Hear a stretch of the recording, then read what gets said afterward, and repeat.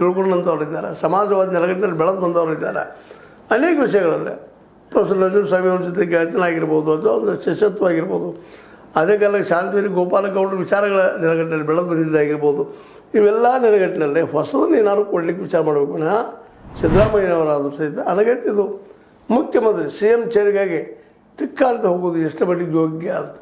ಮತ್ತು ಅದೇ ಕಾಲಕ್ಕೆ ಹೈಕಮಾಂಡು ಸಹಿತ ದಿಟ್ಟ ನಿರ್ಧಾರ ತೆಗೆದುಕೊಂಡು ಹೌದಪ್ಪ ಈಗ ಮಾಡ್ತಾ ಇದ್ದಾರೆ ಕೆಲಸ, ಈಗ ಯಾಕೆ ಬಂದ್ ಮಾಡಬೇಕು, ಏನು ಕಾರಣ ಬಂದ್ ಮಾಡಬೇಕು, ಮಾತು ಕೊಟ್ಟಿದ್ದೀವಿ ಅಡ್ಡಿ ಇಲ್ಲ, ನೆಕ್ಸ್ಟ್ ಮಾಡ್ಕೊರಂತ 2022ರಲ್ಲಿ ಏನಾದರೂ ಒಂದು ಹೇಳುವಂಥ ಪ್ರಯತ್ನ ಮಾಡಬೇಕಾಗಿತ್ತು. ಅದನ್ನಲ್ಲಿ ಕೊನೆಗೂ ನಮ್ಮ ಖರ್ಗೆ ಅವರು ಸ್ಪಷ್ಟವಾದ ಮಾತುಗಳಲ್ಲಿ ಈ CM ಬದಲಾವಣೆ ಇಲ್ಲ ಅನ್ನುವಂಥ ಮಾತನ್ನು ಹೇಳುವ ಮೂಲಕ ಈಗೇನು ತಾರ್ಕಿಕ ಹೊಂಟಿದ್ದು ಕಾಂಗ್ರೆಸ್ನಲ್ಲೇ ತಿಕ್ಕಾಡಲಿಕ್ಕೆ ಕಾರಣ ಆಗ್ತಾಯಿತ್ತು, ಅದು ಕಡಿಮೆ ಆಗ್ಬೋದೇನೋ ಅಂತೇಳಿ. ಯಾಕಂತಂದ್ರೆ ತಿಕ್ಕಾಡೋದ್ರಿಂದ ಯಾರಿಗೂ ಲಾಭ ಇಲ್ಲ. BJPಗೆ ನಾವು ಹಾಸಿಗೆ ಹಚ್ಕೊಟ್ಟಂಗೆ ಬರಪ್ಪ ನಾವು ಹೇಳಿದ್ವಿ ಮಲ್ಕೊಬರ್ರಿ ಅಂತೇಳಿ. ಇದನ್ನು ಸ್ವತಃ ಇವತ್ತು ಕಾಂಗ್ರೆಸ್ ಅರ್ಥ ಮಾಡ್ಕೋಬೇಕಾಗಿದೆ.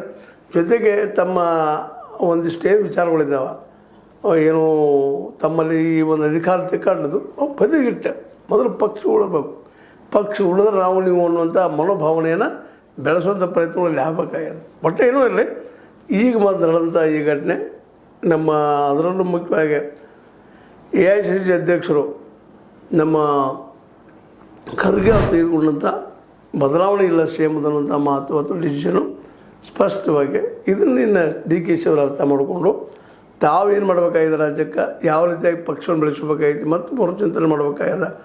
ಅದ್ರ ಜೊತೆಗೆ ಎಲ್ಲರೂ ವಿಶ್ವಾಸ ತೊಗೊಂಡು ಹೋಗುವಂಥ ಕೆಲಸನೂ ಮಾಡಬೇಕಾಗಿದೆ. ಯಾಕಂದರೆ ಈಗಾಗಲೇ DKC ಅವರಿಗೆ ಮಧ್ಯದಾಗಿ ಉಪಮುಖ್ಯಮಂತ್ರಿ ಇದ್ದಾರೆ, ಎರಡನೇದಾಗಿ ಏನಪ್ಪ ಅಂದ್ರೆ ಬೆಂಗಳೂರನ್ನು ಕೊಟ್ಟಿದ್ದಾರೆ ಕೈಯಲ್ಲಿ,